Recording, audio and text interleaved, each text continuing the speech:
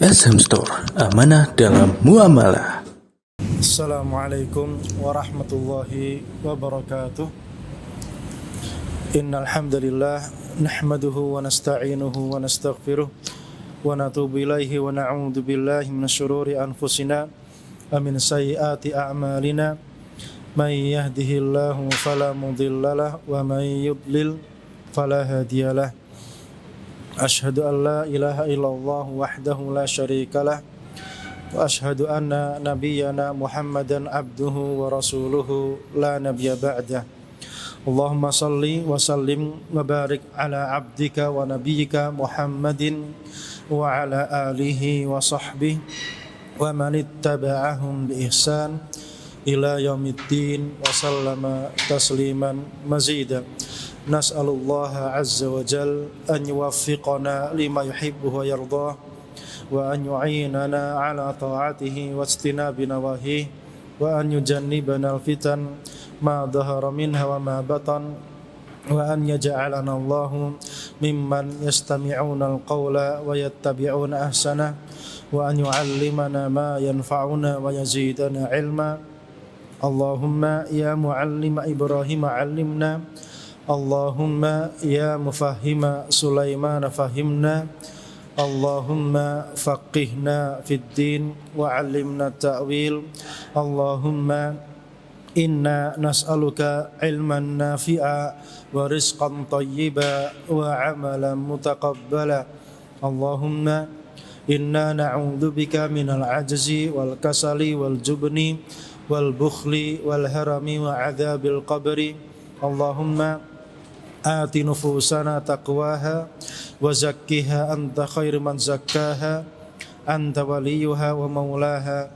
Allahumma inna na'udzubika min ilmin la yanfa' wa min qalbin la yakhsha' wa min nafsin la tashba' wa min da'watin la yustajabu laha. Ikhwati wa akhwati azani Allahu wa iyyakum. Alhamdulillah, puji dan syukur kita panjatkan kepada Allah Subhanahu wa taala, dan salawat serta salam kita panjatkan kepada junjungan kita Nabi kita Rasulullah Muhammad sallallahu alaihi wasallam. Baik, sebagaimana tema yang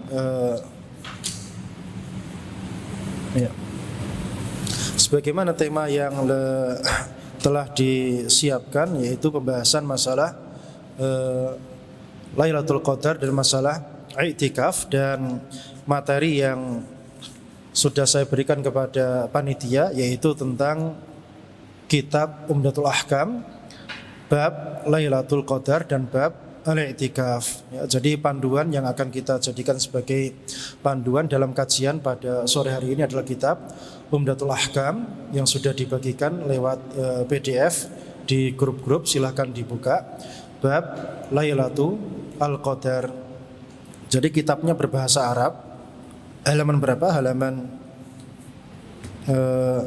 143. Ya, halaman 143. Kitabnya berbahasa Arab, dan insyaallah itu kitabnya mudah ya, karena itu hadis-hadis dari Rasulullah sallallahu alaihi wasallam. Taib, sudah ketemu halamannya 143? Sudah ketemu? Ibu-ibu sudah ketemu? Ya. Taib. Ustaz Ibrahim bisa langsung dibaca. Mikrofonnya ada untuk qari'nya.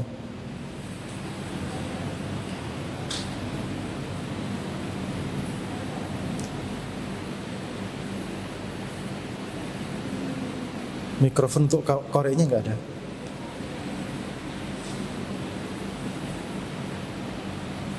Untuk qari'.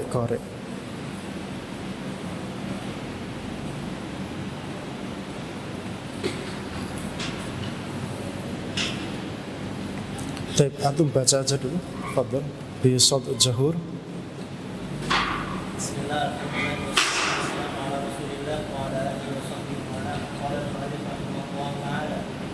Babu Lailatul Qadr. An Abdullah bin Umar radhiyallahu anhuma أن رجالا من أصحاب النبي صلى الله عليه وسلم أروا ليلة القدر في المنام uru أروا ليلة القدر في المنام في السبع الأواخر فقال رسول الله صلى الله عليه وسلم أرى رؤياكم قد تواطأت في السبع الأواخر ومن كان منكم متحريها فليتحرها في السبع الأواخر. Baik, babu lailati al-qadri, bab lailatu al-qadar. Dari sahabat yang mulia Abdullah bin Umar radhiyallahu taala anhuma, anna rijalan min ashabin nabiyyi sallallahu alaihi wasallam, bahwasanya ada sekelompok orang dari sahabat Nabi sallallahu alaihi wasallam, mereka uru lailatul qadri fil manam, diperlihatkan lailatul qadar pada waktu tidur, yaitu ketika mimpi. Kapan terjadinya? Fis sab'il awakhir, pada 7 hari terakhir bulan Ramadan. Faqala an-nabiyyu sallallahu alaihi wasallam, maka Nabi sallallahu alaihi wasallam bersabda, ara ru'yakum qad tawatta'at fis sab'il awakhir, aku melihat mimpi kalian sesuai dengan fakta bahwasanya Lailatul Qadar jatuh pada 7 terakhir bulan Ramadan. 7 terakhir bulan Ramadan.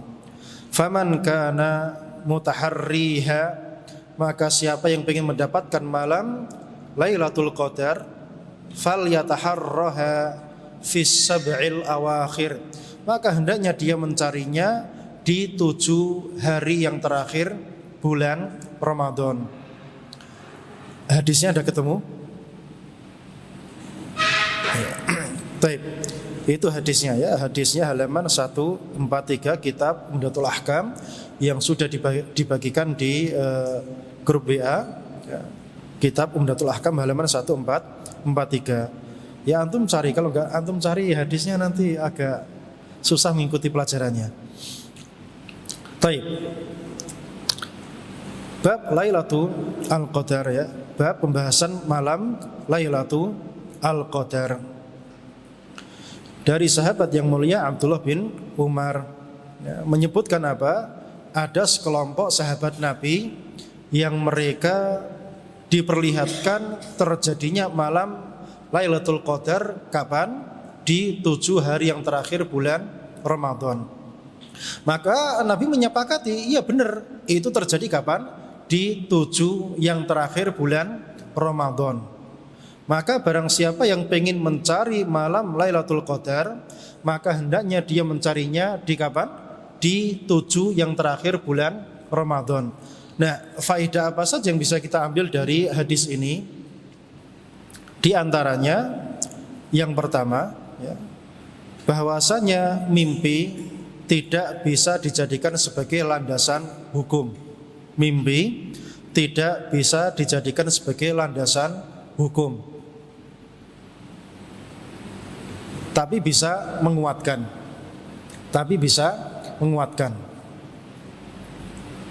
Ya, mimpi tidak bisa dijadikan sebagai landasan hukum. Tadi para sahabat ketika mereka diperlihatkan bahwasanya malam Lailatul Qadar terjadi di 7 yang terakhir bulan Ramadan, apakah lantas mereka menghukumi Lailatul Qadar jatuh pada waktu tersebut? Jawabannya tidak, sampai konsultasi kepada siapa? Kepada baginda Rasulullah Shallallahu Alaihi Wasallam. Maka tidak bisa bagi siapapun dia mimpi kemudian mengatakan mimpi saya begini dan begitu kemudian dijadikan sebagai pondasi atau landasan hukum syar'i. Itu tidak diperbolehkan. Karena sahabat saja manusia yang paling mulia, kuntum khaira ummah, manusia yang terbaik ketika mendapati suatu masalah mereka konsultasi kepada siapa? Baginda Rasulullah Sallallahu Alaihi Wasallam. Maka siapapun juga menanyakannya kepada siapa?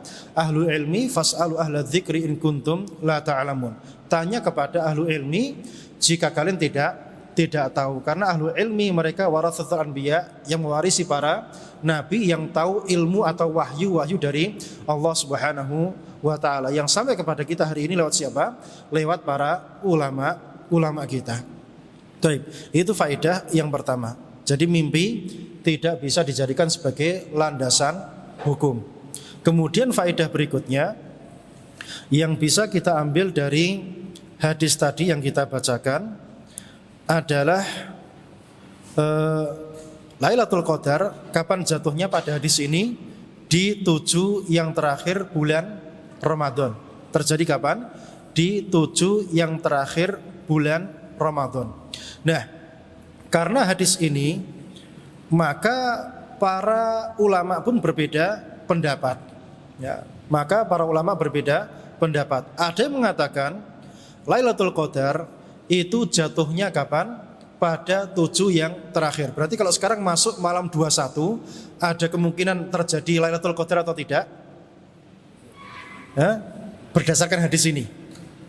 Berdasarkan teksnya hadis ini, maka tidak terjadi pada malam 21. Karena apa? Hadis ini mengkhususkan kapan? 7 yang terakhir bulan Ramadan. Ya, 7 yang terakhir bulan Ramadan.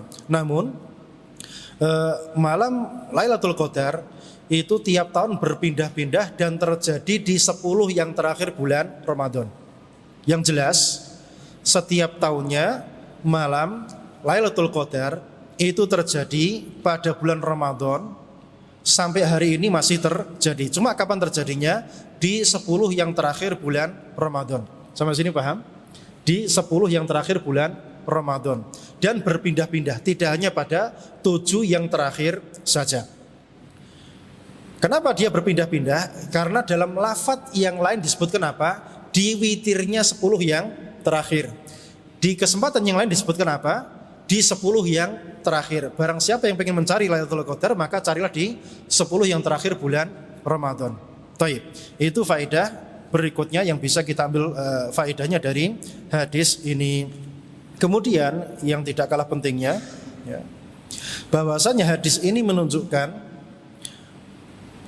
Lailatul Qadar itu malam yang agung. Ya. Faedah berikutnya yang bisa kita ambil dari hadis ini, bahwasanya malam Lailatul Qadar itu malam yang agung, malam yang besar, malam yang spesial, ya, malam yang spesial bagi kaum muslimin. Sekarang yang baru menikah kemudian mendapati malam pertama, spesial atau tidak? Malam yang indah atau tidak? Maka bayangkan Lailatul Qadar itu dibandingkan ini nggak ada apa-apanya. Jadi kalau malam pertama setelah menikah itu begitu indahnya, maka malam Lailatul Qadar itu kita bisa membayangkannya lebih dari itu semua. Nah, karena malam Lailatul Qadar ini malam yang agung, yang spesial, luar biasa bagi kaum muslimin, maka sampai para sahabat ngipi, ya, sampai mimpi. Soalnya kalau dia cuma malam biasa, maka gak bakal dirawangi sampai apa? Sampai ngipi, gak mungkin. Ya, berarti orang itu kalau sampai mimpi berarti apa? Dia perhatiannya sangat besar kepada hal yang dia impikan tadi. Ya.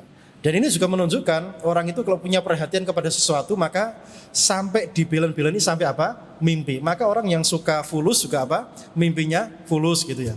Yang sukanya apa?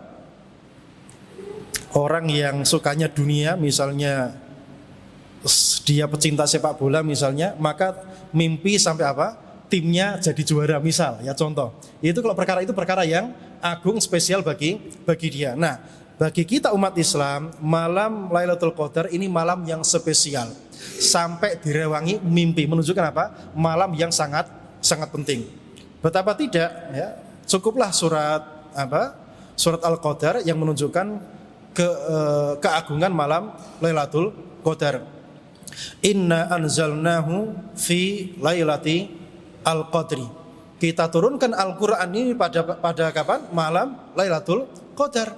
Menunjukkan surat ini secara dzat dari awal sampai terakhir ini menunjukkan keagungan malam tersebut. Ya. Jadi pada malam itu diturunkan Al-Quran dari Lauhil Mahfudz sampai ke Baitul Izzah. Secara apa? Secara langsung seluruhnya. Nanti dari langit dunia yang ada di atas kita ini kemudian diturunkan kepada Nabi Muhammad alaihissalam secara apa? Secara munajjam, secara bertahap, ya, secara bertahap sesuai dengan kejadian. Tapi dari Lauhul Mahfudz sampai ke Baitul Izzah terjadi pada malam Lailatul Qadar. Inna anzalnahu fi Lailatul Qadri. Nah, wa ma adraka ma Lailatul Qadar?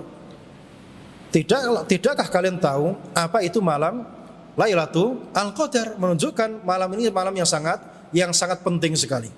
Lailatul Qadri khairun min alfi syahrin. Malam Lailatul Qadar itu lebih baik daripada seribu bulan. Jadi ibadah yang dikerjakan, ketaatan, kebaikan yang dikerjakan pada malam tersebut lebih baik daripada ketaatan yang dikerjakan seseorang di luar malam tersebut selama berapa? Seribu bulan. Sampai sini paham? Berarti orang kalau tidur semalaman dan waktu itu pas Lailatul Qadar, kira-kira dapat Lailatul Qadar atau tidak? Dapat, tapi kosong, ya, dapat kosongan gitu loh. Dapat amplop kosongan, paham? Ya, jadi orang kalau pas malam Lailatul Qadar tidak mengerjakan ketaatan, tidak mengerjakan ibadah kepada Allah Subhanahu wa taala, maka dia dapat Lailatul Qadar tapi enggak dapat fadilahnya apa-apa, alias apa? Amplop kosong. Maka karena malam ini lebih utama daripada ibadah seseorang selama 1000 bulan, maka Rasulullah pun alaihi wasallam memberikan kita petunjuk apa yang harus kita lakukan. Man qama Lailatul Qadri imanan wa ihtisaban ghufira lahu ma taqaddama min danbi. Siapa yang mau melakukan qiyam ketaatan pada malam Lailatul Qadar dengan iman dan penuh harap akan pahala dari Allah Subhanahu wa taala, maka diampuni dosa-dosa yang telah lewat. Berarti bagaimana cara kita mengisi malam tersebut? Mengisinya dengan ibadah. Ibadah apa? Ibadah apa? Jadi masing-masing waktu itu punya ibadah khusus yang terkait dengan waktu tersebut. Misal, ketika azan, ibadah yang terbaik yang kita lakukan apa? Jawabannya? Ya? Apa? Menjawab azan. Jadi misalnya pas azan, antum baca Al-Quran, boleh atau tidak? Boleh. Tapi afdal mana? Baca Al-Quran atau jawab azan? Jawab azan. Jadi intinya setiap waktu itu ada ibadah yang terkait dengan waktu tersebut. Nah, ketika malam Lailatul Qadar itu juga ada ibadah yang terkait dengan malam Lailatul Qadar. Apa ibadahnya? Ibadahnya yang paling inti adalah melakukan qiyam, ya, qiyamul lail, ya, qiyamul lail, baik itu tarawihnya maupun yang tahajudnya. Baik yang tarawihnya maupun tahajudnya, intinya malam tersebut diisi dengan kegiatan qiyam. Melakukan apa? Salat. Kemudian apalagi? Diisi dengan baca Al-Qur'an. Kemudian apa? Zikir. Kemudian doa. Ini 4 ibadah inti yang terkait dengan malam-malam 10 yang terakhir. Malam-malam 10 yang terakhir. Jadi kalau bulan 10 yang terakhir, ya, dibandingkan dengan 10 yang awal bulan Dzulhijjah, 10 yang awal bulan Dzulhijjah itu amaliyahnya di siang harinya. Adapun di 10 yang terakhir bulan Ramadan, amaliyahnya kapan waktunya? Di malamnya. Makanya kalau siang tidur, ya, kalau malam apa? Begadang untuk ibadah. Itu kekhususan malam-malam terakhir bulan Ramadan. Bahkan kalau kita menilik para sahabat, itu sholat malam mereka pada bulan Ramadan itu hampir full, Pak. Hampir full. Jadi tarawihnya itu selesainya sampai menjelang subuh. Tarawihnya sampai menjelang subuh. Saking lamanya, saking panjangnya. Itu riwayat dari para sahabat. Ya, beda dengan yang zaman sekarang, tarawihnya cepet-cepetan. Ya, tarawihnya apa? Cepet-cepetan. Zaman dulu, ketika Nabi sholat 11 rakaat, sahabat mampu mengikutinya atau tidak? Ketika Nabi sholatnya 11 rakaat, sahabat mampu mengikutinya atau tidak? Ibnu Abbas masuk di sebelah kirinya Nabi, kemudian dijewer, dipindah ke sebelah kanan. Baca apa? Al-Baqarah 100 ayat. Dikira bakal rukuk, ternyata lanjut. 200 ayat dikira bakal rukuk, ternyata lanjut. Kemudian diselesaikan Al-Baqarah, dikira bakal rukuk, ternyata lanjut apa? Surat An-Nisa. Kemudian lanjut surat Ali Imran. Sampai-sampai saya pengen lari katanya. Berarti sekarang sahabat mampu atau tidak ngikuti gaya sholat malamnya Nabi? Enggak mampu.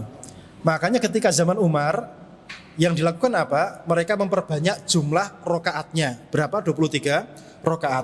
Tapi selesainya tetap sama, yaitu hampir apa? Ketika waktu pagi, waktu sahur. Itu yang terjadi pada zaman dahulu kala. Ya, kalau sekarang diterapkan kayak kita abot ya. Kita abot ya. Soalnya orang sekarang itu himmah dunianya besar. Ada zaman dulu himmah dunianya sangat kecil. Itu bedanya sekarang dengan zaman dahulu kala. Taib. Itu ibadah yang dikerjakan pada malam-malam tersebut. Itu apa? Memperbanyak qiyamnya, kemudian qiraahnya, kemudian zikirnya, kemudian doanya. Itu ibadah yang dikerjakan pada malam-malam tersebut, yaitu pada malam Lailatul Qadar. Nah, karena malam Lailatul Qadar itu tidak diketahui kapan terjadinya, maka pada 10 yang terakhir bulan Ramadan itu dikerjakan apa? Dikerjakan mengejar malam-malam tersebut. Makanya siang persiapan untuk apa? Begadang malamnya.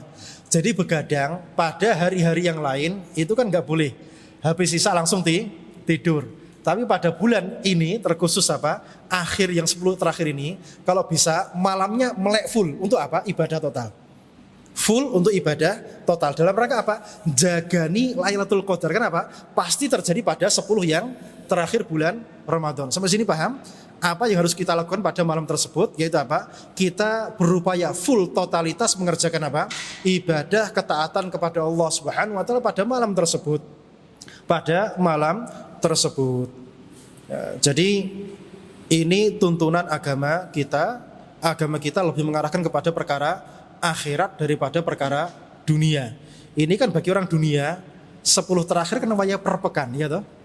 10 terakhir waya per pekan golek duit sak akeh-akeh. Tapi bagi orang akhirat ini waktunya apa? Mendulang pahala sebanyak-banyaknya. Ini yang harus kita upayakan. Kita ini orang akhirat, bukan orang dunia. Karena kita mau tidak mau akan meninggalkan dunia yang fana ini. Baik. Berarti kita umat Islam diperintahkan mengejar malam Lailatul Qadar, dan itu merupakan salah satu tanda-tanda keimanan. Berarti orang itu kalau gak ada niatan mencari malam Lailatul Qadar, berarti ada kekurangan dalam imannya. Berarti kalau pengen iman bertambah, maka ini salah satu tanda keimanan seseorang. Ingin mencari mendapatkan malam yang mulia tersebut. Naam.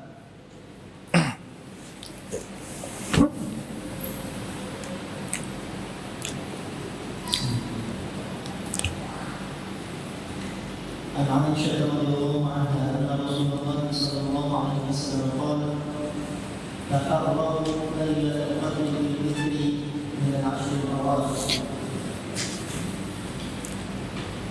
Dari ibunda kita Aisyah radhiyallahu taala anha, anna Rasulullah sallallahu alaihi wasallam qala, bahwasanya Rasulullah sallallahu alaihi wasallam bersabda, taharrau,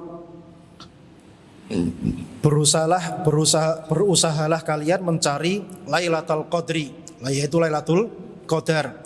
Kapan? Fil witri, di ganjil, ya, di malam-malam yang ganjil, minal ashril awakhir, di 10 yang terakhir. Di 10 yang terakhir. Nah, di sini menunjukkan kapan terjadi Lailatul Qadar? Di malam-malam yang ganjil, ya atau tidak? di malam-malam yang ganjil kapan? Semenjak masuk 10 yang terakhir bulan Ramadan. Berarti nanti kapan kita mulainya? Mulai mencarinya kapan? Hari apa? Hari apa, Pak? Besok ini hari apa? Untuk yang dekat ini kita mulainya hari apa? Mulai mencarinya hari Jumat ya, soalnya hari Jumat hari yang keberapa? Hari yang ke-20. Maka malamnya malam berapa? Malam 21. Paham sampai sini? Berarti Jumat besok mulai ngebeki masjid. Ya, mulai apa? Jadi mulai sekarang kumpulkan dana untuk ma'isyahnya anak istri di rumah selama 10 yang terakhir bulan Ramadan. Untuk apa? Kita bisa full di masjid. Untuk apa? Untuk mengejar malam yang mulia ini. Jelas sampai sini? Ya, karena tujuan kita hidup ini apa? Mampir cari bekal akhirat. Bukan untuk apa? Mengumpulkan dunia. Baik.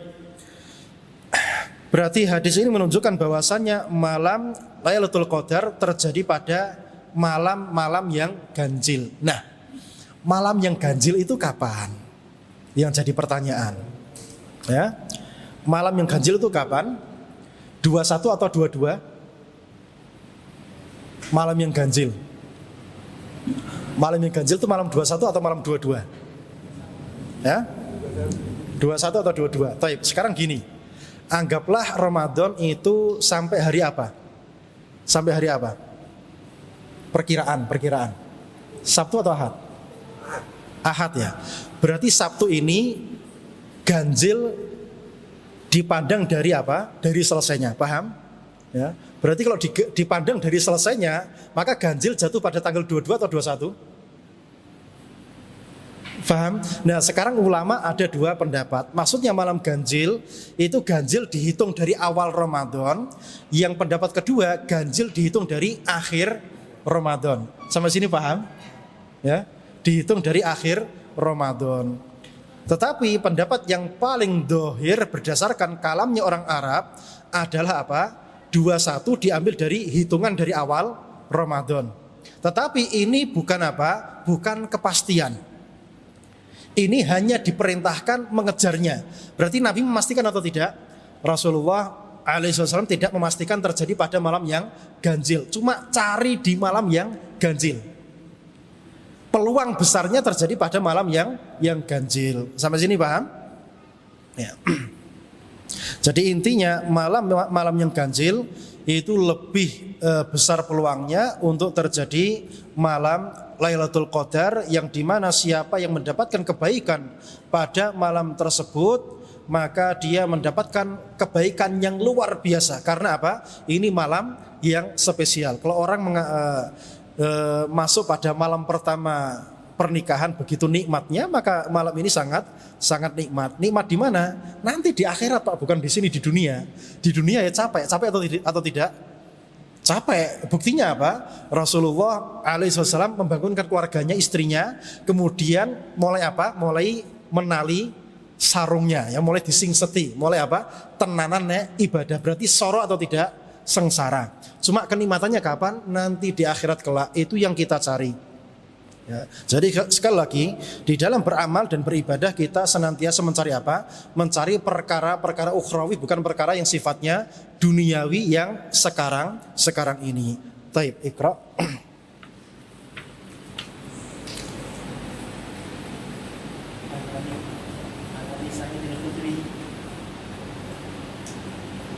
An-Nabi Sa'id al-Khudri radhiyallahu anhu anna Rasulullah sallallahu alaihi wasallam kana ya'taqidu al-'ashr al-awsat min Ramadan fa'takafa 'aman hatta idza kanat laylatul 21 wa hiya laylatul lati yakhruju min sabihatiha min i'tikafihi qala man i'takafa ma'i falya'takif al-'ashr al-awakhir wa qad ra'aytu hadhihi laylah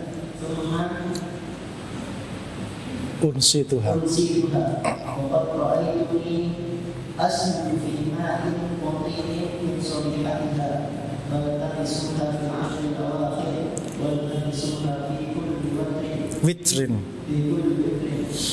قال فمطرت السماء تلك الليلة وكان المسجد على عريش ووقف المسجد وأبصرت عينا يا رسول الله صلى الله عليه وسلم على جبهته أثر الماء والطين من صبح 21. Baik. Ini hadisnya agak panjang ya. An Abi Sa'id Al-Khudri radhiyallahu taala anhu ya, dari sahabat yang mulia Abu Sa'id Al-Khudri radhiyallahu taala anhu, anna Rasulullah sallallahu alaihi wasallam, bahwasanya Rasulullah sallallahu alaihi wasallam kana ya'takifu, kebiasaannya iktikaf kapan? Fil ashril awsat, iktikaf di 10 yang di pertengahan. Ya, kan kita Ramadan itu ada berapa 10? Ada 30 ya. 10 awal, 10 kedua, 10 akhir. Nah, ini Rasul iktikaf di 10 yang di tengah.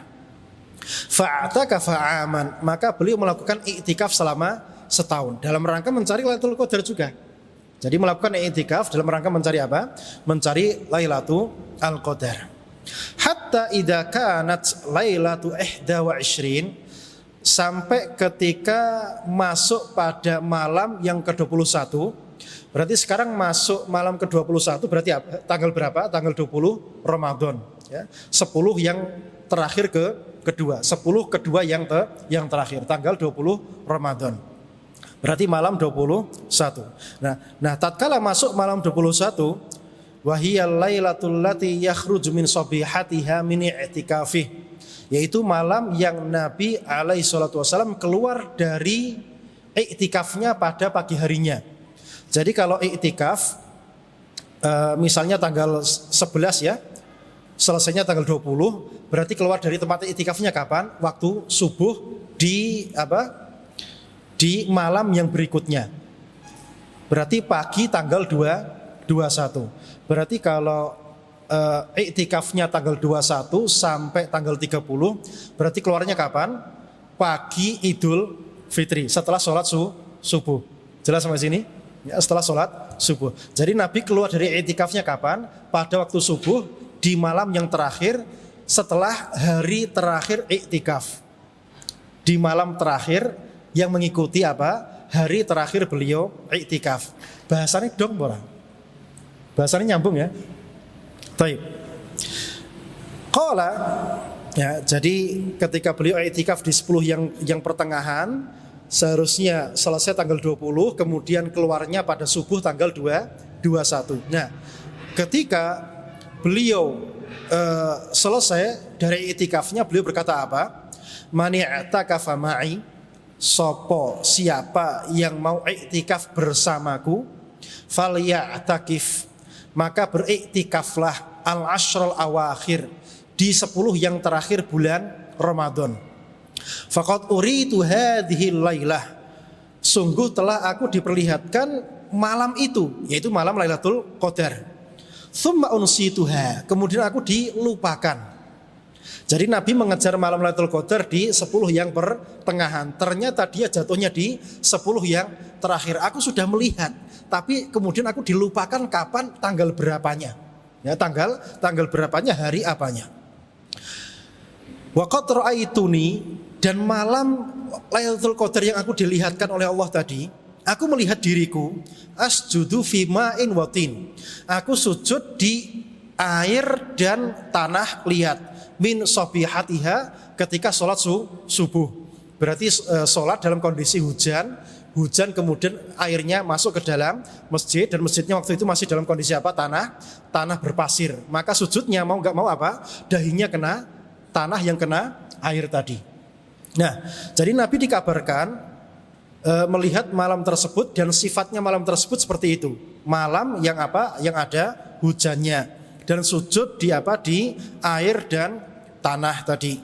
Faltamisuha fil ashil awakhir, maka carilah di 10 yang terakhir bulan Ramadan. Wal tamisuha fi kulli witrin, dan carilah di ganjil-ganjilnya. Cari di kapan? Di tanggal yang ganjil-ganjilnya. Qala, kemudian Abu Sa'id berkata apa? Famataratis sama'u tilkal lailah, ternyata pada malam 21 tadi benar terjadi apa? Hujan. Wa kanal masjid ala arish, dan Masjid Nabawi waktu itu atapnya hanya sekedar apa? Sekedar pelepah kurma. Yang mau tidak mau kalau ada hujan maka akan tembus ke bawah. Fawaqafal masjidu, maka hujannya juga apa? Membasahi masjid, airnya masuk ke dalam masjid. Fa absarat ainaya Rasulullah, maka kedua mataku ini melihat Rasulullah sallallahu alaihi wasallam, wa ala jabhatihi, dan di atas dahinya atharul ma' wa tin, ada bekas air dan apa, dan tanah. Min subhi ihda wa ishrin, di pagi 221, di pagi 221. Berarti sekarang Lailatul Qadar jatuh pada tanggal berapa? Malam 21 Ramadan berdasarkan nasnya hadis ini. Berarti menunjukkan malam Lailatul Qadar itu tidak menetap pada satu tanggal, tapi dia berpindah-pindah. Dan yang paling meyakinkan itu ada pada malam-malam yang ganjil. Jelas sampai sini? Baik. Faedah yang bisa kita ambil faedahnya dari hadis ini metode belajar agama pakai hadis, Pak. Ya, jadi hadisnya dibaca, kemudian faedah-faedahnya yang terkait dengan hadisnya dibacakan. Faedahnya yang bisa kita ambil faedahnya dari hadis tadi, ya, bahwasanya kita diperintahkan i'tikaf di masjid. I'tikaf itu merupakan salah satu ibadah yang mulia, terlebih pada 10 yang terakhir bulan Ramadan. Dan i'tikaf itu dilakukan 24 jam, sebagaimana dikerjakan siapa? Baginda Rasulullah sallallahu alaihi wasallam berapa? 24 jam sampai hari yang terakhir bulan Ramadan. Jelas Pak sama sini Pak? Jadi dilakukan selama 24 jam. Itu ibadah i'tikaf. Nah, yang jadi pertanyaan, kan malam Lailatul Qadar terjadi pada malam harinya kan? Ya atau tidak? Nah, ngapain kita siang juga di masjid gitu loh? Ngapain kita siangnya juga ada di masjid? Karena i'tikaf tadi kan pagi, siang, malam. Sedangkan Lailatul Qadar yang dikejar tadi terjadi pada malam hari, ya atau tidak? Terjadi pada malam hari lah. Ngapain kita tetap berada di masjid pada waktu siang hari? Jawabannya apa? Jawabannya? Hah? Ya karena ini perbuatannya Nabi. Nabi melakukannya, ya atau tidak? Melakukannya pada 10 yang terakhir bulan Ramadan. Bahkan di akhir hayatnya mengerjakan 20 hari di tengah dan yang terakhir pada bulan Ramadan. Berarti i'tikaf itu ibadah agung yang disembunyikan fadilahnya, Pak. Ada yang tahu fadilahnya i'tikaf itu apa? Kalau Lailatul Qadar kan tahu fadilahnya. Fadilahnya apa? 1 malam lebih baik daripada 1000 bulan. Mengerjakan ibadah pada malam Lailatul Qadar lebih utama pahalanya daripada 1000 bulan beramal soleh. Itu Lailatul Qadar. Adapun i'tikaf fadilahnya apa? Capek-capek di masjid 10 yang terakhir bulan Ramadan. Fadilahnya apa, Pak? Tidak ada yang mengetahui fadilahnya. Berarti ini apa? Kembali lagi kepada masalah iman. Qul in kuntum tuhibbunallaha fattabi'uni. Katakanlah Muhammad, jika kalian memang cinta kepada Allah maka apa? Ikuti aku. Berarti ittiba kepada Nabi ini perkaranya tidak ringan, membutuhkan pengorbanan. Karena apa? Ada amal ibadah yang beliau rutin mengerjakannya, tapi kita nggak tahu fadilahnya apa. Ini ujian atau bukan? Ujian berat. Ngapain kita capek-capek 10 hari di terakhir di bulan Ramadan di masjid, pisah dari anak, dari istri, hanya untuk apa? Tinggal di masjid. Ngapain kita capek-capek? Padahal Lailatul Qadar terjadi pada malam harinya, tidak pada siang harinya. Menunjukkan bahwasannya iman itu membutuhkan pengorbanan.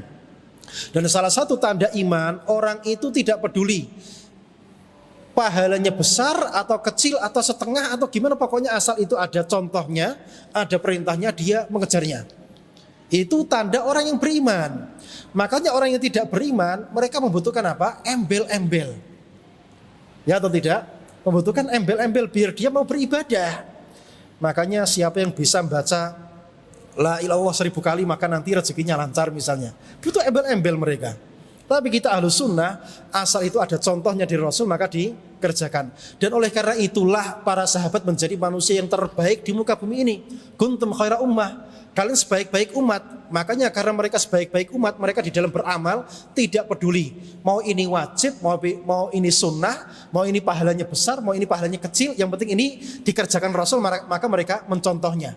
Buktinya apa? Ketika Rasul sholat pakai sandal ya, sholat pakai sandal, kemudian sandalnya dilempar. Apa yang terjadi? Para sahabat langsung apa? Spontan ikut melemparkan sandal mereka. Itu itibah. Gak pakai mikir-mikir. Ayo nanti 10 yang terakhir kita iktikaf. Mikir. Nah ini berarti apa? Imannya ada yang kurang. Jelas sama sini, Pak? Berarti nanti kalau diajak iktikaf di sini 10 yang terakhir pakai mikir atau tidak? Ustadz gini. Nah ini bermasalah. Ini bermasalah. Berarti iman kita butuh pengorbanan. Sebagaimana para sahabat mereka mendapatkan khairiyah, kebaikan, seafdal umat gara-gara apa? Mereka kalau ittiba gak pakai mikir-mikir. Asal itu perintah, asal itu ada contohnya, kerjakan dah gitu aja. Selesai. Maka kita pun seperti itu. Beda dengan orang yang mereka ambisinya duniawi, mereka butuh apa? Butuh embel-embel biar apa? Ada semangat mengerjakan ibadah. Kita tidak. Asal itu ada perintahnya, ada contohnya, maka kita lakukan apapun itu pahala dan embel-embelnya. Jelas ya? Ya. Itu malam Lailatul itu ibadah iktikaf. Berarti kalau diajak iktikaf sekarang jadi berat atau tidak? Ringan atau berat? Masa isih abot iki? Mesti kandhane kok. Nah, iktikaf itu diperintahkan. Ya, menunjukkan pentingnya iktikaf ya sampai-sampai istri baginda Rasul sepeninggal Rasulullah alaihi wasallam mengerjakan iktikaf. Mengerjakan iktikaf sebagaimana Rasulullah alaihi wasallam dulu apa melakukan iktikaf. Tapi faedah berikutnya, iktikaf itu sebetulnya waktunya mutlak, tidak khusus pada hari tertentu. Tapi paling disunnahkan pada kapan? 10 terakhir bulan Ramadan. Kenapa? Rasulullah mudawamah senantiasa mengerjakannya sampai beliau wafat. Berarti kalau iktikaf bulan Syaban boleh atau tidak?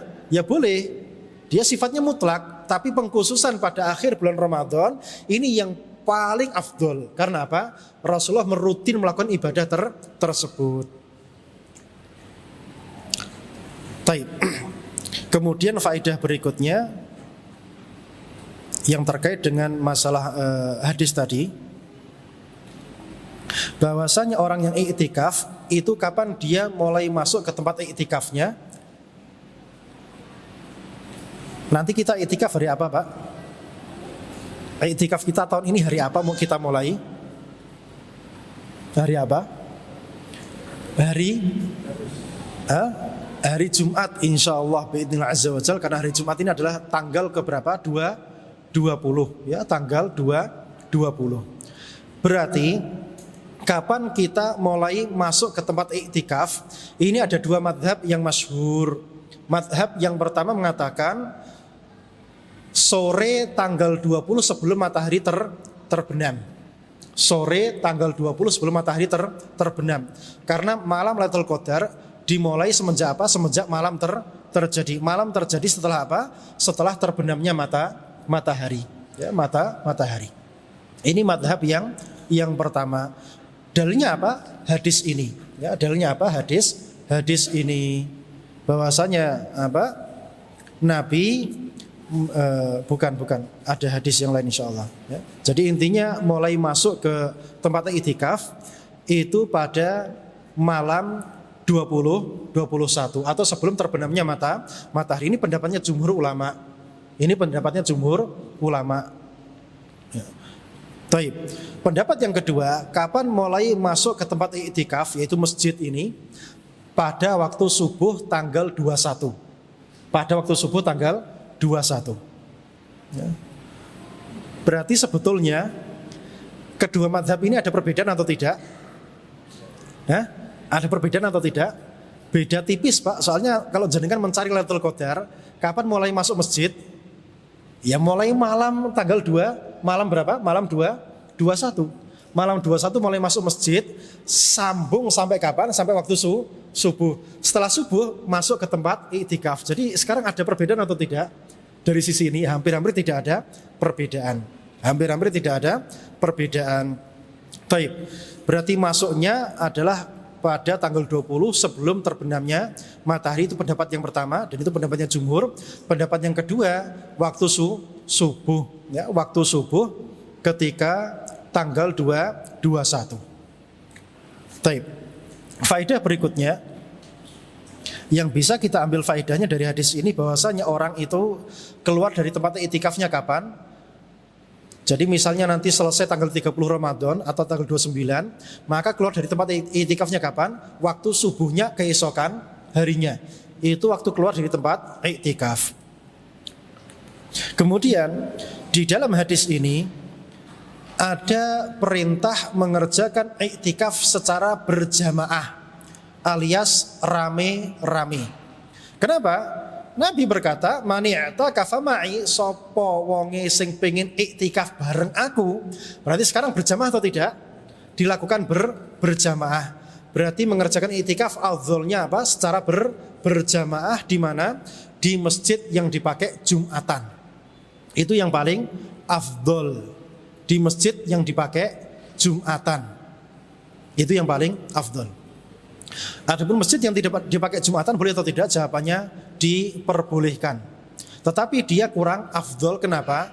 Nanti kalau ada Jumatan dia akan keluar dari masjidnya. Akan keluar dari masjidnya. Berarti mengurangi fadilah iktikaf atau tidak? Memotong waktu iktikaf. Karena iktikaf itu semedi totalitas. Ya, semedi, bahasa Jawanya apa? Semedi, tapi bahasa Arabnya apa? Iktikaf. Nah, namanya orang iktikaf itu berdiam di tempatnya dalam waktu yang sangat panjang. Baik.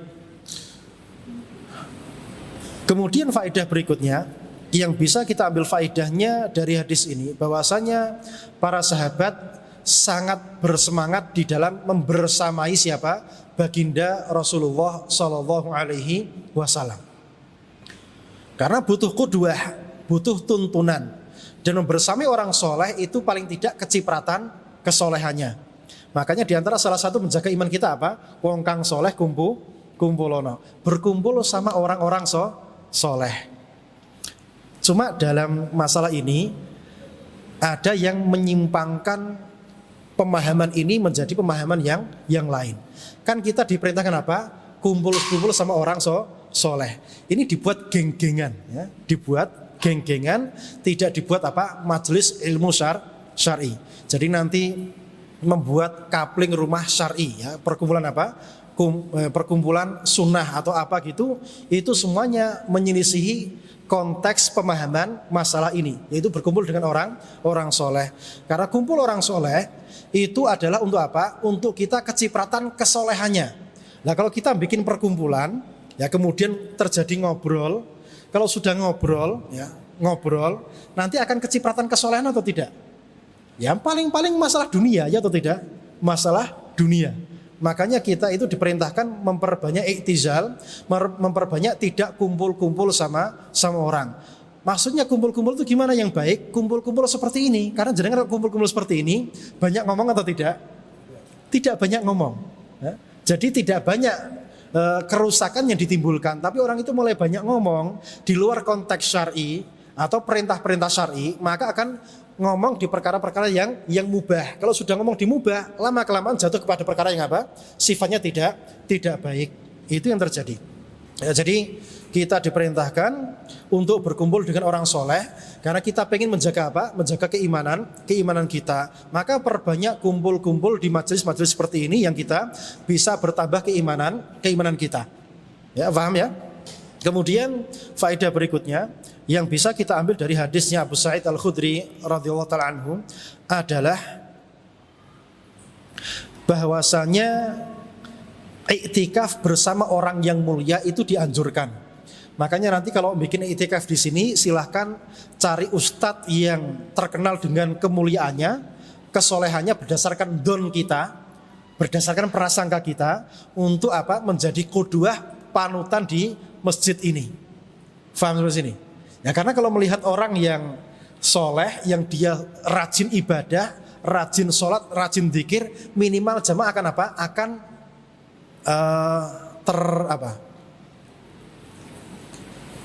minimal jamaah akan apa? Akan ikut semangat ya, ikut semangat mengerjakan ketaatan sebagaimana yang dia lihat tadi. Tapi kalau iktikafnya hanya kumpul-kumpul saja, tidak tahu bagaimana harus ngapain, harus bagaimana, yang terjadi apa? Akhirnya kehilangan rohnya. Kehilangan rohnya apa? Rohnya iktikaf itu sendiri. Makanya nanti silahkan cari orang yang dalam don kita dia sregep ibadah, sregep sholat, gak ngantuan, ya itu penting juga. Ya, sregep dzikir dan lain sebagainya, sregep baca Quran, nanti suruh jadi ustadz di sini ya, ngisi kajian atau ngisi jadi imam sholat, itu menjadi penyemangat siapa aja jamaah. Paham apa sampai sini, Pak? Jadi kita berkumpul sama orang soleh biar apa? Kecipratan kesolehan, bukan untuk diajak ngobrol. Jadi nanti ustadznya dijak ngobrol, ya jangan diajak ngobrol. Nanti kalau diajak ngobrol waktunya habis. Seharusnya pakai murojaah, habis pakai ngobrol. Ini curhat masalah duit, ini curhat masalah cinta, ini aduh waktunya habis. Jadi usahakan untuk yang maksimal. Baik. Faedah berikutnya yang bisa kita ambil faedahnya dari hadis ini,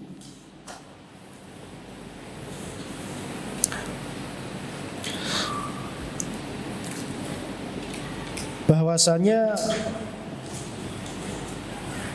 malam Lailatul Qadar ya, itu terjadi pada malam yang dalam hadis ini terjadi pada malam kapan? Malam 21. Dan di hadis ini disebutkan ketika malam itu terjadi hujan. Pada malam itu terjadi hujan. Berarti salah satu tanda Lailatul Qadar itu apa?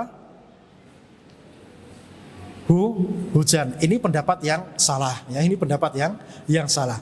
Terjadinya hujan hanya khusus pada malam itu saja. Karena pada hadis yang tadi cari di 7 yang terakhir ada hujannya atau tidak? Tidak ada hujannya. Jadi Lailatul Qadar berpindah-pindah dan tidak lazim ada hujan. Cuma pas waktu itu terjadi hujan. Paham Pak sampai sini Pak? Jadi jangan dikira nanti oh ini hujan berarti ini malam Lailatul Qadar ya. Kalau pas musim hujan ya memang tiap malam hampir terjadi hujan. Jelas sampai sini ya. Kemudian dari hadis ini bisa kita ambil faedahnya juga. Hadis ini menunjukkan betapa tawaduknya, betapa rendahnya kualitas kehidupan duniawi para sahabat. Hadis ini menunjukkan betapa rendahnya kualitas fasilitas kehidupan duniawi para sahabat. Berarti menunjukkan apa? Para sahabat gak kedonyan. Para sahabat tidak kedonyan. Ini kalau saya bahas kayaknya agak lumayan dowonya. Tapi penting Pak, penting. Biar kita bisa zuhud, bisa kita fokus totalitas di dalam beribadah kepada Allah Subhanahu wa taala, kita wajib memahami makna yang tersirat dalam hadis ini. Utsman bin Affan radhiyallahu taala anhu, sahabat yang kaya raya atau tidak? Kaya raya kan? Tapi bajunya sama baju saya Pak, bagusan baju yang saya pakai. Kan diriwayatkan bajunya Utsman bin Affan itu murokok. Murokok itu apa? Tambal-tambal. Berarti kalau tambal-tambal iku wong sugih ora? Berdasarkan persepsi kita dia bukan orang kaya, tapi dia nyatanya orang kaya. Sedekahnya 1000 ekor onta untuk perang apa? Perang Tabuk misalnya. Kemudian sumur biru rumah sumur apa yang orang milik Yahudi itu yang dibeli sama Utsman itu juga dana gede, luar biasa. Berarti Utsman itu orang yang kaya raya, namun kekayaannya fi sabilillah, itu yang benar Pak. Kekayaan fi sabilillah. Nah, yang jadi pertanyaan, kekayaan itu apa? Yang jadi pertanyaan, Pak, kekayaan atau harta itu definisinya apa? Orang Surabaya kebutuhan bulanannya itu berapa? Perkiraan piro? 4 juta. 4 juta itu yang ngepres ya. Ngepres. Alias itu per bulan habis. Berarti tidak tersisa apa-apa. Berarti kalau punya penghasilan 4 juta per bulan, dia kaya atau tidak? Tidak kaya kalau habis untuk kebutuhan bulanannya. Paham? Nah, kalau dia punya sisa, ini baru dikatakan sebagai kaya. Ini baru namanya harta. Jadi harta itu mafadula, sing luweh dari kebutuhan pokoknya. Itu namanya harta. Berarti orang itu kalau nggak punya lebihan dari kebutuhan pokok, mau penghasilannya 10 juta, 50 juta, tapi nggak tersisa, maka dia bukan orang kaya. Jelas sampai sini? Maka dia bukan orang kaya. Jadi kekayaan itu yang melebihi kebutuhan pokoknya. Sepeda motor itu kebutuhan kita atau tidak? Kebutuhan. Tapi punya sepeda motor 5, 10 satu orang punya sepeda motor 5. Maka dia kaya atau tidak? Kaya. Karena kebutuhannya berapa? Satu. Jelas sampai sini? Itu namanya kaya. Berarti kaya itu apa? Jika dia punya kelebihan atas kebutuhan pokok dia, itu namanya orang kaya. Nah, berarti harta kekayaan ini yang di luar batasan kebutuhan dia, yang dia jadikan di jalan Allah Subhanahu wa taala, itu yang benar. Dan itu dilakukan oleh para sahabat seperti itu. Jadi misalnya punya modal pokok untuk usaha, itu yang dia jaga, maka keuntungan yang berlipat-lipat itu yang dia sedekahkan di jalan Allah Subhanahu wa taala. Itu kita sebagai seorang mukmin tidak menahan harta kita, apalagi punya ambisi yang berlebihan. Nah, kita puasa ini untuk apa? Menggerus ambisi dunia yang berlebihan. Jangan sampai kita jadi budak dunia. Oke, kita kerja dapat untung gede, tapi usahakan apa? Untung ini dijadikan di jalan Allah Subhanahu wa taala, membantu dakwah, mensejahterakan kehidupan ustadznya misalnya, atau yang lain-lain yang bermanfaat. Dan para sahabat itu gaya hidup mereka seperti itu. Makanya Abu Bakar datang kepada Nabi, seluruh hartanya dikasihkan. Kemudian Umar berapa? Separuh hartanya diberikan kepada Nabi. Maksudnya apa? Harta yang fadula, yang lebih dari kebutuhan pokok. Bukan semua rumah tanahnya dikasihkan, enggak. Jelas sampai sini. Apa itu harta? Yang dia di atas kebutuhan pokok. Berarti rumah tanah itu kekayaan atau bukan? Rumah tanah, kendaraan itu kekayaan atau bukan? Jawabannya bukan. Kenapa? Itu kebutuhan pokok. Berarti kekayaan yang disedekahkan itu yang di luar kebutuhan pokok kita, di luar kebutuhan dasar usaha kita. Jelas sampai sini? Baik. Nah, kondisi mereka itu sangat tawadhu, sangat tidak berlebihan, sampai atap masjidnya isih apik iki. Kan iki selalu apik itu ya. Walaupun belum jadi total. Tapi ini lebih bagus daripada Masjid Nabawi zaman siapa? Zamannya Nabi SAW.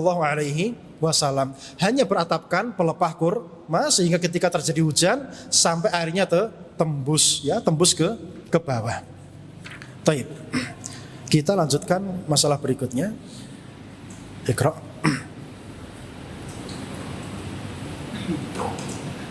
باب الاعتكاف. عن عائشة رضي الله عنها أن رسول الله صلى الله عليه وسلم كان يعتكف في العشر الأواخر من رمضان حتى توفاه الله، ثم اعتكف أزواجه من بعده. وفي لفظ كان رسول الله صلى الله عليه وسلم يعتكف في كل رمضان، فإذا صلى الغداة جاء مكانه الذي اعتكف فيه. Babul i'tikaf. Bab masalah i'tikaf. Tadi sudah saya singgung, i'tikaf itu diam di masjid dalam rangka ubudiyah, ta'abbud kepada Allah Subhanahu wa taala. Totalitas ibadah kepada Allah Subhanahu wa taala. Dan saking pentingnya ibadah i'tikaf ini, walaupun kita tidak tahu fadilahnya apa, sampai Rasulullah tiap tahun mengerjakan perkara ini. Kemudian setelah beliau wafat, dilanjutkan siapa? Istrinya. Ana Aisyah radhiyallahu taala anha, dari ibunda kita Aisyah radhiyallahu taala anha, anna Rasulullah sallallahu alaihi wasallam, bahwasanya Rasulullah sallallahu alaihi wasallam kana ya'takifu, kebiasaannya adalah i'tikaf fil ashril awakhir, di 10 yang terakhir min Ramadan, bulan Ramadan. Hatta tawaffahullah, sampai Allah mewafatkan baginda Rasulullah sallallahu alaihi wasallam. Tsumma i'takafa azwajuhu ba'dah, kemudian istri-istrinya i'tikaf sepeninggal wafatnya Rasulullah sallallahu alaihi wasallam. Wa fi lafdhin, dan di dalam lafaz yang lain, kana Rasulullah sallallahu alaihi wasallam adalah Rasulullah SAW ya'takifu fi kulli Ramadan. Beliau i'tikaf setiap Ramadan. Ya lihat, i'tikafnya kapan? Ben Ramadan i'tikaf. Kita ini sudah ada yang pernah i'tikaf full atau belum? 10 terakhir di antara kita, jamaah. Kalau saya sudah pernah 3 kali, Pak. Jadi kan sudah ada yang i'tikaf full 10 yang terakhir. Sudah ada, angkat tangan. Angkat tangan kalau ada, dapat hadiah. Hadiahnya ringan ya, soalnya hadiah surga lebih ada, Pak. Monggo, Pak. Hadiahnya. Monggo dapat 2, langsung 2 ini. Monggo.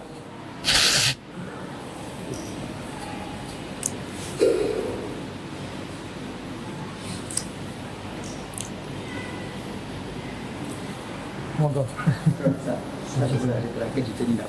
Oh iya, Masya Allah, monggo. Ya.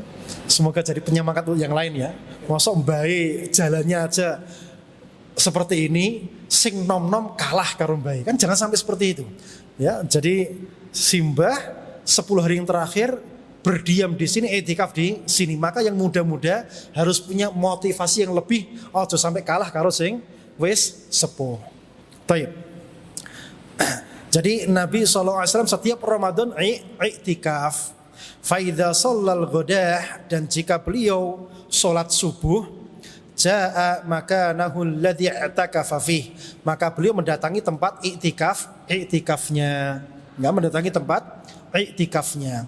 Baik, kita ambil faedah-faedah dari hadis ini, Pak. Hadis ini menunjukkan diperintahkannya ibadah i'tikaf tersebut. Di sini perlu saya sampaikan tentang pengertian i'tikaf itu sendiri. Ini ada pengertian i'tikaf dari Syekh Jibrin rahimahullah taala yang bagus sekali. Beliau mengatakan al-i'tikafu qad huwa qat'ul alaiqi 'anil khalaiqi lil-ittisali bi khidmatil khaliqi. Jadi i'tikaf itu adalah qat'ul alaiq, memutuskan segala macam hubungan anil khalaik, dari semua makhluk. Paham? Jadi kita kan punya hubungan, kan kita makhluk sosial. Berarti sosial, sifat sosial itu hubungan atau bukan? Itu hubungan. Ini kita pedot kabeh, kita putuskan semua. Ini kita putuskan pada 10 yang terakhir tadi. Kita putuskan untuk apa? Lil ittisal bi khidmatil khaliq, untuk kita nyambung melayani Allah Subhanahu wa taala. Jadi kita totalitas melayani Allah Subhanahu wa taala. Tatkala pada hari-hari yang lain kita masih apa? Sibuk melayani makhluk. Ya atau tidak? Kita sibuk melayani makhluk sing bakul ngedoli wong tuku ya, pelanggannya dan yang lain-lain, yang ustadz melayani santrinya dan yang lain-lain. Namun pada i'tikaf ini hanya melayani Allah Subhanahu wa taala dengan ibadah apa? Salat, baca Quran, zikir, memperbanyak doa. Kerjakan ini. Kerjakan ibadah-ibadah yang mulia ini. Afan, sesi tanya jawabnya ada atau tidak?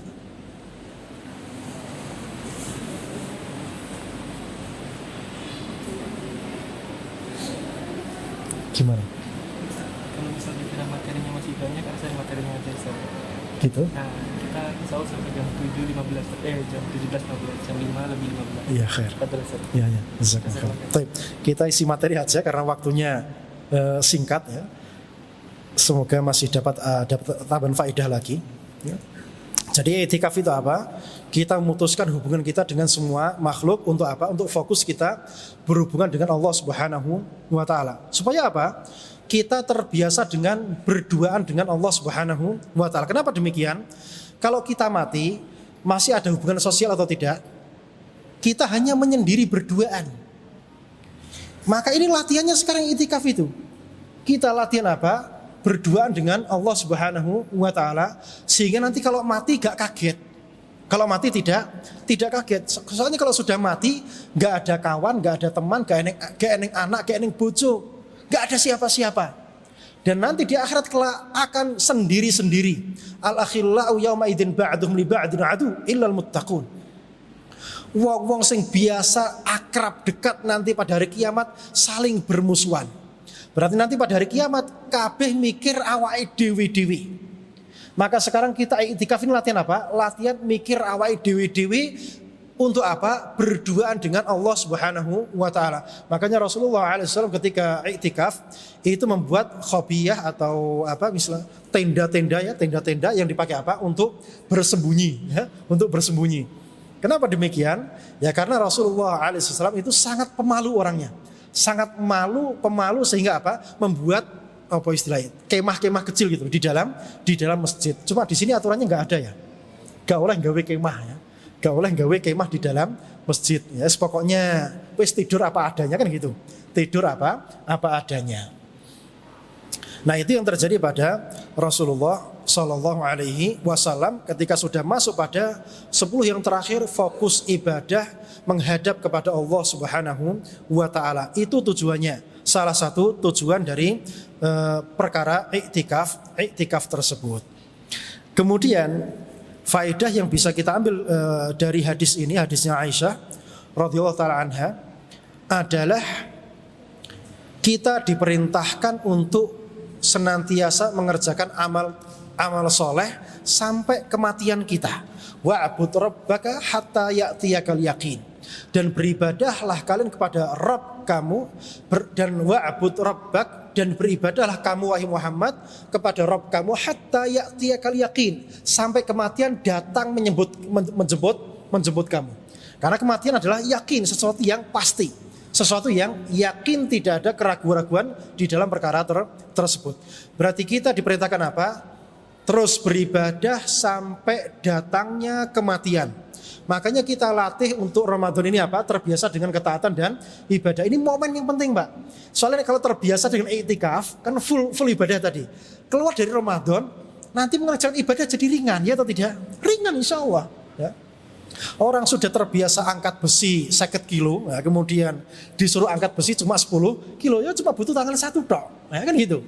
Berarti kalau kita sudah mau berusaha, mujahadah di dalam iktikaf 10 yang terakhir, tenanan, serius, nanti insya Allah bin Azza wa Jal masuk Syawal terbiasa mengerjakan amal kebajikan. Dan itu modal kita untuk ketakwaan kepada Allah Subhanahu wa taala. Apalagi pada bulan Syawal baru masuk tanggal 1 saja sudah banyak kemungkaran biasanya.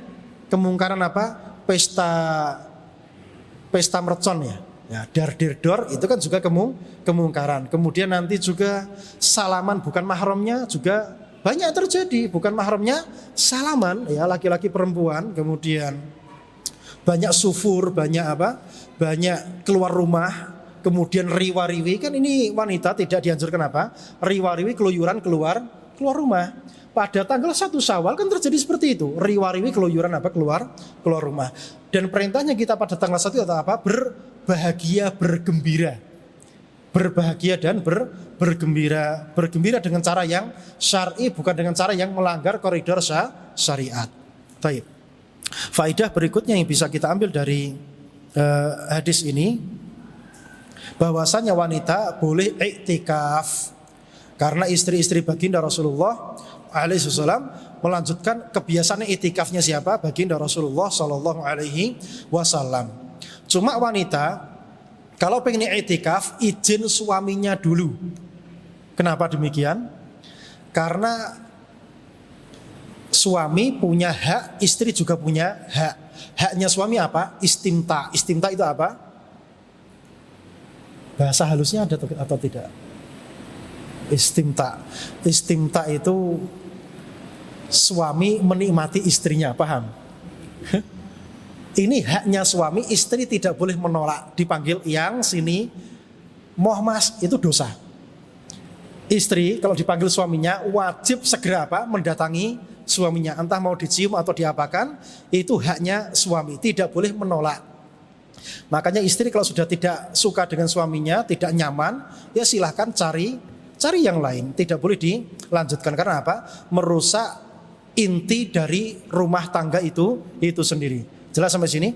Ya, jadi istri kalau pengen iktikaf maka izin dulu kepada suaminya, karena suami punya hak apa?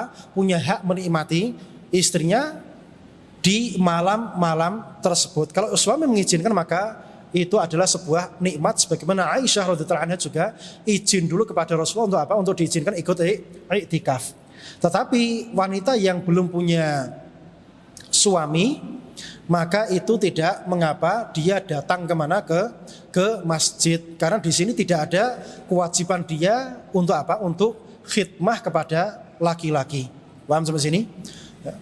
Jadi lebih dianjurkan lagi bagi wanita yang sudah janda. Lebih dianjurkan lagi bagi wanita yang sudah janda, karena istri Rasulullah itu melakukan i'tikaf ketika mereka sudah janda, ditinggal oleh Rasulullah alaihi salatu wassalam. Baik. Kemudian faedah berikutnya yang bisa kita ambil faedahnya dari hadis ini.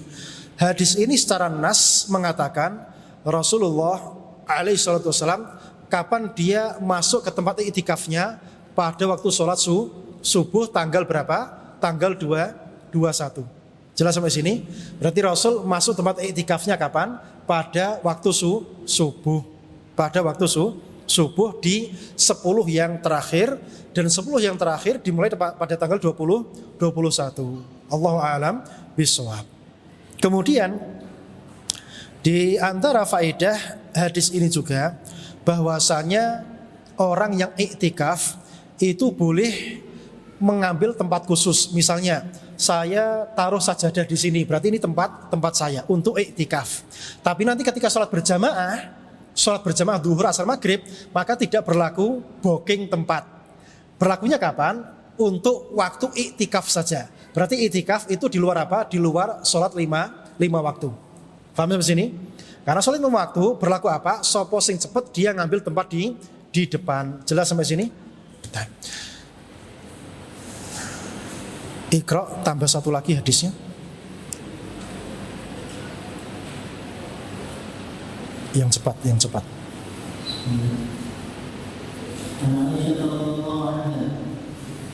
أنها كانت ترجل النبي صلى الله عليه وسلم وهي حائض ترجل النبي صلى الله عليه وسلم وهي حائض وهو معتكف في المسجد وهي في حجرتها يناولها رأسه وفي رواية وكان لا يدخل البيت إلا لحاجة الإنسان وفي رواية أن عائشة قالت إني كنت لا أدخل البيت للحاجة والمريض فيه فما أسأل عنه إلا وأنا Hadis berikutnya dari Aisyah radhiyallahu anha kanat, bahwasanya ibunda kita kebiasaannya apa? Turajjilun Nabi sallallahu alaihi wasallam. Suka menyisiri Nabi sallallahu alaihi wasallam. Ketika apa? Ketika beliau dalam kondisi haid dan Nabi dalam kondisi i'tikaf di dalam masjid. Berarti wanita yang haid boleh menyisiri suaminya yang apa? Yang sedang i'tikaf di dalam masjid. Wahia fi hujratiha, dan waktu itu Aisyah ada di kamarnya. Jadi kamarnya Aisyah itu nyambung nempel dengan Masjid Nabawi. Nah, ketika Nabi i'tikaf, Nabi memasukkan kepalanya ke dalam kamar lewat selambu, kemudian disisiri oleh siapa? Ibunda Aisyah radhiyallahu anha. Berarti orang i'tikaf sebagian badannya keluar dari masjid itu boleh. Jelas? Jadi misal jenengan i'tikaf di sini, kemudian kakinya atau tangannya diginikan gitu misalnya. Boleh atau tidak? Boleh ya. Jadi sebagian anggota badan keluar dari masjid itu diperbolehkan dalam kondisi i'tikaf. Kemudian wanita yang haid itu tidak najis. Berarti kalau bersentuhan dengan wanita yang haid tidak membatalkan i'tikaf kita. Jelas sampai sini? Kemudian dalam i'tikaf juga diperbolehkan cengkrama dengan istri. Karena mustahil Aisyah menyisiri hanya sekedar apa? Disisiri tok. Ya, gak mungkin kan? Kepala dimasukkan gini kemudian disisiri kemudian pergi. Ada kemungkinan besar Nabi bercengkrama alaihissalam dengan siapa? Dengan Aisyah radhiyallahu anha. Di hadis yang lain Nabi dikunjungi siapa? Sofiyah bintu Huyai di dalam masjid ketika i'tikaf. Kemudian terjadi apa? Terjadi percakapan. Berarti orang i'tikaf boleh ngobrol. Tetapi tidak lama-lama. Karena apa? Hadisnya fahaddatsuhu sa'atan. Aku bercengkrama dengan Nabi apa? Sesaat.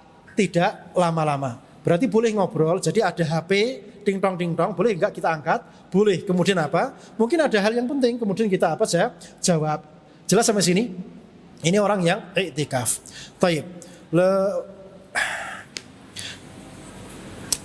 Dan ini juga memberikan kita faedah bahwasanya laki-laki nek gelem sisiran dhewe itu bisa atau tidak?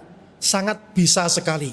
Tapi wanita sang istri jika dimintai suaminya untuk menyisir rambutnya, maka tidak boleh menolak.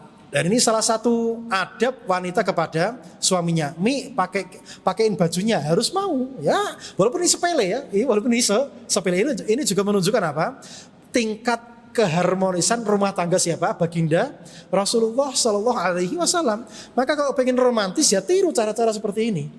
Ya tiru cara-cara seperti ini. Kalau kita bicara masalah rumah tangga insya Allah sangat panjang ya, tapi waktunya tidak cukup dan saya cukupkan sampai di sini. Waktunya sudah selesai. Mudah-mudahan bermanfaat dan kita tutup dengan doa kafaratul majlis. Subhanakallahumma wa bihamdika asyhadu an la ilaha illa anta astaghfiruka wa atubu ilaik wa sallallahu ala nabiyyina Muhammad wa ala alihi wa sahbihi wasallam. Assalamualaikum warahmatullahi wabarakatuh.